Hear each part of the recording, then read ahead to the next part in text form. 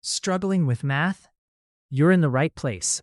Welcome to Explaining Mathematics, the channel where we simplify tough problems, break down complex formulas, and turn confusion into clarity. From basics to advanced topics, we explain it all step by step. Let's start solving. Have you ever looked at an algebra problem and it just felt like a secret code? Well, you're in exactly the right place, because today we are going to decode it. We're going to pull back the curtain on the core rules that make it all click. And trust me, by the end of this, you'll feel like you have the keys to the kingdom. So here's our game plan. First up, we're going to meet the number family. Then we'll learn the universal rulebook they all follow. You might notice PEMDAS. After that, we'll dive into 3 golden rules that are basically cheat codes for simplifying things. We'll finish up by talking about distance and number ranges, and then we'll put it all together in your brand new algebra toolkit. All right, first things first, let's get to know the characters in our story, the numbers themselves. I want you to stop thinking of them as just these abstract symbols on a page, and start thinking of them like a family, where every single member has its own unique personality and job to do. Seems like a pretty basic question, doesn't it? What is a number? Well, for everything we're doing in algebra, every number we could possibly use belongs to this one giant, sprawling family called the real numbers. And the name says it all. If you can picture it, if you can find a place for it on a number line, then it's a real number. It's the ultimate landscape for all the math we're going to do. The first members of this family we meet, usually as kids, are the natural numbers. These are the ones you use to count things. 1 apple, 2 cars, 3 friends. Just the basics. They're simple, they're positive, and 0 isn't invited to the party just yet. Now, let's expand that family just a tiny bit. Take all those natural counting numbers we just talked about and add one single, powerful new idea, the concept of nothing. 0. That's it. Now you've got the whole numbers. It might seem like a small change, but adding 0 was a massive leap forward for mathematics. Okay, but what about when things go below 0? That's where the integers step in. This group includes all the whole numbers plus their negative mirror images. The thermometer analogy here is absolutely perfect. You've got your positive degrees, you've got 0, and you've got all those chilly negative degrees below it. That entire range, that's the integers. So far, if we look at our number line, it's got these neat little points at -2, -1, 0, 1, 2, and so on. But what about all that empty space in between them? Well, that's where the rational numbers hang out. A number is rational if you can write it as a ratio, a simple fraction. This covers decimals that eventually stop, like 0.75, which is just 3/4. It also covers decimals that repeat forever in a nice pattern, like 0.333, which we all know is just 1/3. And then you've got the wild ones, the irrational numbers. These are the rebels of the number family, because you cannot write them as a clean, simple fraction. Their decimal form is just this wild, chaotic mess of digits that goes on forever and ever with no repeating pattern. The most famous one, of course, is pi. Or think about the square root of 2. These numbers might seem strange, but they're absolutely essential in things like geometry and beyond. So here's how that whole family tree looks. Check this out. Each group is actually nested inside the next one. Every natural number is also a whole number. Every whole number is also an integer. And every integer is also a rational number. Then you have the rationals and the irrationals side by side, and together, those 2 big branches make up the entire real number family. Okay, so we've met all the numbers. Now, how do we actually play with them? You see, to make sure that everybody on the planet gets the exact same answer to the exact same problem, math has a universal grammar, a set of rules, and we call it the order of operations, or PEMDAS for short.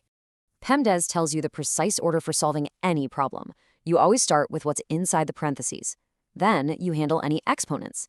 Now this next part is so important. Multiplication and division are partners. They're on the same level. You don't always do multiplication first. You just solve them as you see them, from left to right. And it's the exact same deal for addition and subtraction. They're a team. Solve left to right, whichever comes first. Let's put it to the test. So in this problem, we follow the rules. First, P for parentheses. 5 minus 2 is 3. Simple. Next, E for exponents. 3 squared is 9. Got it. Then M for multiplication. 3 times 9 is 27. And finally, A for addition. 8 plus 27 gives us our final answer, 35. See? Following the rules gives us one clear, foolproof path. And this example right here is why that left to right rule is non-negotiable. It's so tempting to look at this and want to multiply the 6 by 2 first, right? But that's the trap. Remember, division and multiplication are partners, so we have to work from left to right. So 24 divided by 6 is 4. Then you take that 4 and multiply it by 2, which gives you 8. That's the one and only correct answer. The other way gives you 2, which is just wrong. All right, so outside of the order of operations, there are these 3 amazing properties. I like to call them legal shortcuts in math. If you can really get these down, you'll be able to rearrange and simplify problems in ways that are just incredibly powerful. First on our list is the commutative property. The best way to remember this is to think that the numbers can commute. Like you commute to work. They can travel back and forth. When you're adding or multiplying, the order just doesn't matter. 5 plus 7 is the exact same as 7 plus 5. It sounds simple, but this idea is a total cornerstone of algebra. Next, we have the associative property. Now, this one is all about grouping. Think of it like changing who your numbers associate with first. If you have a long line of numbers to add or multiply, you can move the parentheses around and regroup them however you want. And guess what? The final answer will always be exactly the same. But here's the big warning label. These shortcuts have very specific limits. They work perfectly for addition and multiplication, but they completely break down with subtraction and division. I mean, just think about it for a second. 5 minus 3 is 2, right? But 3 minus 5 is negative 2. Totally different. And 8 divided by 2 is 4, but 2 divided by 8 is a tiny fraction. So knowing where these rules don't apply is just as important as knowing where they do. And our third golden rule is the distributive property. And let me tell you, this one is an absolute powerhouse in algebra. It shows us exactly how to handle a number that's being multiplied by a group inside parentheses. You basically distribute or hand out that outside number to every single thing on the inside. This is the move you'll use all the time to break open parentheses and start simplifying your equations. Okay, we've got the numbers and we've got the rules for what to do with them. Now let's grab a couple more tools that help us talk about numbers, specifically how to measure their pure value and how to describe a whole bunch of them all at once. First up is absolute value. And the idea here is actually really simple. It's just a number's pure, unadulterated distance from 0. That's it. The absolute value of 5 is, 5, because it's 5 steps away from 0. But here's the key part. The absolute value of negative 5 is also 5, because it's also 5 steps away. The sign just vanishes, because when we talk about pure distance, it can't be negative. And then there's interval notation. This is basically just a cool mathematical shorthand for describing a whole range of numbers. And the symbols tell you everything you need to know. If you see those soft parentheses, I want you to think of an open gate. It means the range gets really, really close to that endpoint, but doesn't actually include it. But if you see those hard square brackets, think of a closed gate. That number is definitely part of the club. It's just a super efficient way to set boundaries. And that brings us to the end of our boot camp. So let's take a second to pack everything we just covered into our new, shiny Algebra toolkit. These aren't just a bunch of random facts, They are powerful, interconnected tools that you are going to use over and over again. So let's do a quick inventory of your new toolkit. You now get the entire family of real numbers, all the characters in the story. You have PEMDAS, the unbreakable grammar that makes sure your math is always right. You've got the 3 golden properties, your go-to shortcuts for simplifying. And you have absolute value and interval notation, your precision tools for describing numbers.